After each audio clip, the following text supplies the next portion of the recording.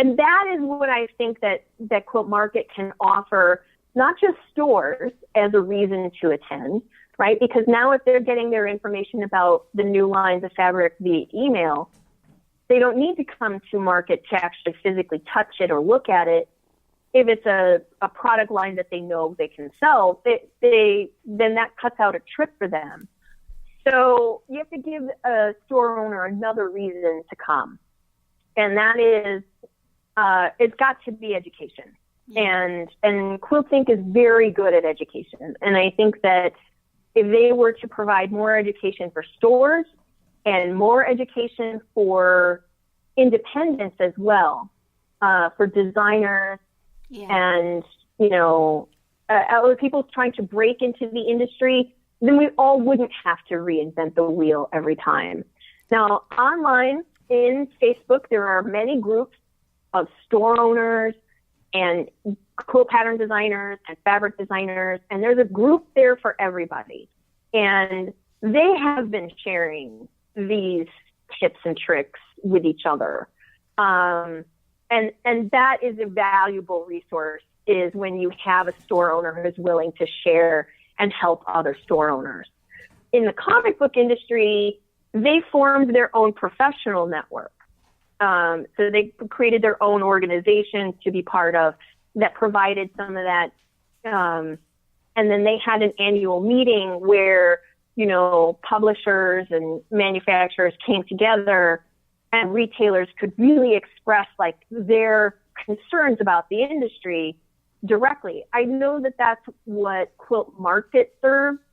But their professional network gave the retailer more weight in the room, so to speak. Do you know what I mean? Mm-hmm. Like, they were able to say, this is our meeting, so you're going to play by our agenda. And I think that, retailers, can form an organization and say to the fabric manufacturers, we really don't like it when you do X, Y, Z. They can say to the distributors, like, why are these products always out of stock when the person, I can order it direct and she has it in stock? It's that kind of frustration. Yeah. So I think that those are the things that can be solved when the retailer's voice is the one that's the heaviest. Mm-hmm. But I think when you go to Quilt Market and you look around and you see these giant industry booths. Yeah. Yeah. Well, you sort of know who holds the weight. Right. It's pretty and really interesting. Our industry is built on the store owners. They're the ones moving the product. Yeah, I think it would be a really interesting study to look at sort of that, almost like a bird's eye view of both the market and the festivals, because I think it would give you almost a percentage of how this whole thing operates by the square footage that each group has. I think it'd be really fascinating because it physicalizes an industry in a way that's remarkable. I'm sure every mm-hmm. convention does, but it really does it in a really dramatic way. Yeah, and we are so lucky to work in such a niche market. I mean, we're like a sub niche of a sub niche, and when we really think about it, mm-hmm. right? So there's like overall a leisure category, right? We're not a necessity. You don't need us to survive. You don't need us to, we're not food, we're not shelter, we're not a utility, right? We're a leisure category. And then we're in the arts and crafts of the leisure category. And then we're in the sewing subset of the of the arts and crafts leisure category. And then we're like even further down in quilting. So we're really niche. When you look at, and people I'm sure drive by quilt stores just like I drive by other types of stores and say, wow, there's a store for that. And we're so lucky to be in that industry and make our living that way. And I think it's really cool. And I know if I couldn't make money at it, I wouldn't do it. That's how I look at it, right? If all of a sudden, you know, the everything dried up and I couldn't make money in quilting anymore, well, then I would go do something else. So yeah. Well, I think it's really neat. It's yeah, I think that so we've gotten to our first question, and I still have more parts of our first question, so it's ridiculous. But I think this is so great. I'm going to be like, can we just like continue to chat? So let's keep going. So I see a couple other layers of this industry. First, I see that what you said, the distinction between those that are in the industry as a livelihood and as a hobby. And then that in between where you're kind of a hobbyist, but you kind of want to make a little bit of money. So there's kind of this, that layer is really interesting to me. That relationship of, you have to appeal to people like me to buy stuff so that you can continue to do what you want to do. So there's an interesting element to it, even though it's got the history stuff and the museums and all that. But there's that aspect to it.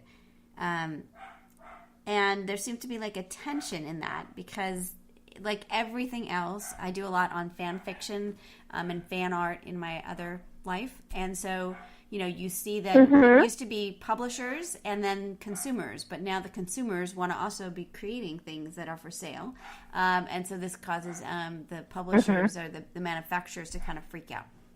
So it seems like we got a little bit of that in quilting as well, this kind of user-generated creations that are sometimes infringing and sometimes not, with people who didn't expect to have competition from their consumers. Do you see that as part of the industry at this point? Yeah, and I think that, again, for people like me who make our living and we're very professional about it, we've got a business tax ID, we've registered with the state and, all this, but it is no longer a hobby. Like, it is our main income. We find it really frustrating in this industry to compete against someone who's sort of dabbling, getting their feet under them. I'm certain that it's the exact same way that we got started, but what they're doing is offering, patterns for free, or for, or they're giving away content when we need to monetize it. And what it's created is a consumer who is rabidly out there for free content. And they look at our paid content and say, oh, that's too expensive. Right. And, that, and sometimes the content's really similar, like maybe too similar, perhaps. I think that generally the idea of copyright and ownership of IP is not in the average hobbyist mindset, and therefore they think it's perfectly okay to take your pattern and make 10 copies and give it to all her friends. And, and that education then damages, or that lack of education damages the rest of us. And that's really tough. We who need to make a living at it we kind of struggle with that. Now, manufacturers, they, I'm sure, have their own struggles with this too. I am very familiar with it in the comic industry, the fan art. Yeah, right. That's like people selling derivative product and there is going to be, at some point, somebody making a fabric line very similar to a very popular fabric line in hopes of pulling some of that, that popularity away. It's going to happen. It's just not inexpensive for them to do it in our industry. Where you may see it more in our industry is perhaps on a spoon flower. Yeah, I'm really want to interview them. It's really interesting. right? So I think we're all familiar with, like, the independent designer who's drawn a picture of, like, let's say a little pug dog, and it has a little funny saying, and they're selling that T-shirt out there themselves on Etsy or whatever, and then they go into one of the big box stores and they see it on a rack, and it's clearly their design and it's clearly their image, and they have now to go try to fight both the manufacturer and the retailer for the theft of their design. I think that we will see stuff like that happening on Spoonflower, where the designers will design something on Spoonflower. They're out there putting their independent creations out there, and it's gotten a lot of attention, or maybe that designer has a big following, and they are already being offered fabric contracts by the manufacturers. But I think that at some point there will be an idea that makes its way out that shouldn't, and there will be a big fallout from that.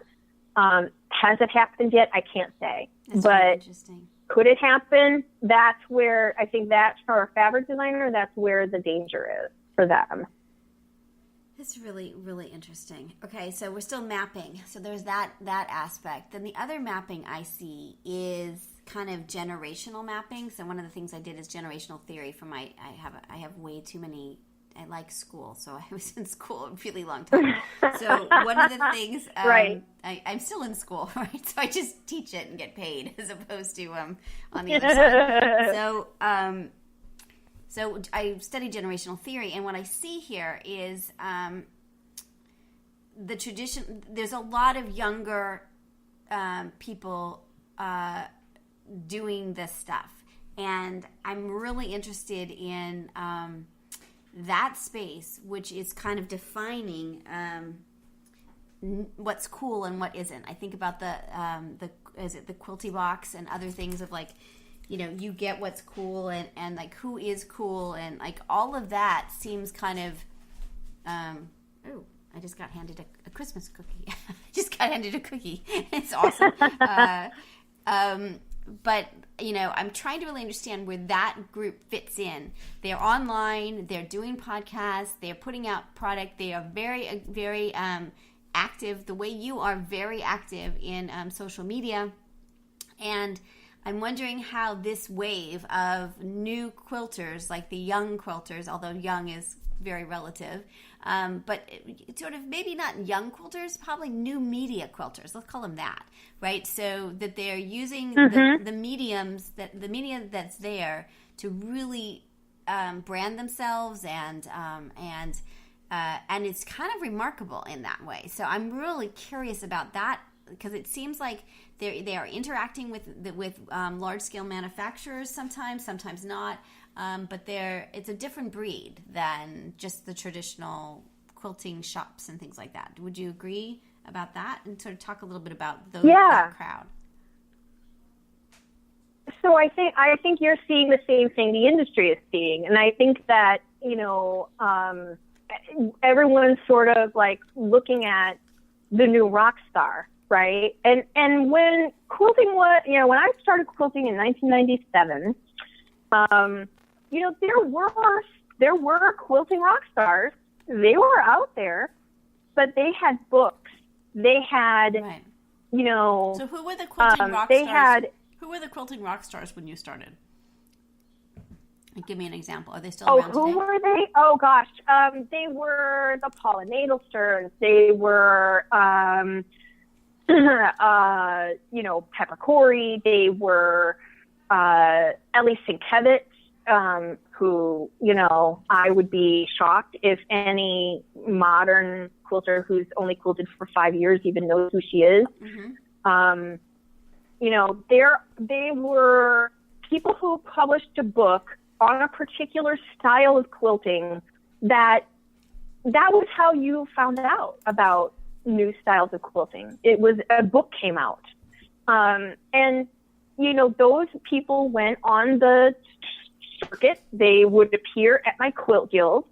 My quilt guild would hire them to come in and talk about their style, and that's how I would be exposed to them. Now, there's the internet,